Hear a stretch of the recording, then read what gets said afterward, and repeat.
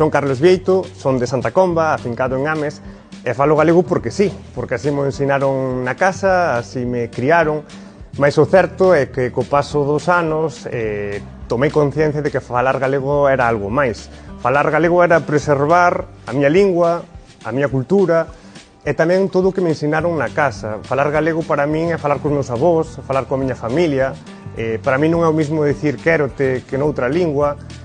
Tivo un simbolismo máis grande que outra lingua máis. Falar galego é ir ao mundo e atoparte con máis galegos que falan como a ti e atopar un nexo, un vínculo entre nós que nos fai tamén diferentes, non? Neste mundo tan grande que nos fai únicos. Se hai unha palabra dentro do noso vocabulario que lle teña un certo cariño é a palabra chío. Chío é unha das palabras que se utilizou para traducir a plataforma de Twitter que daba nome aos tweets.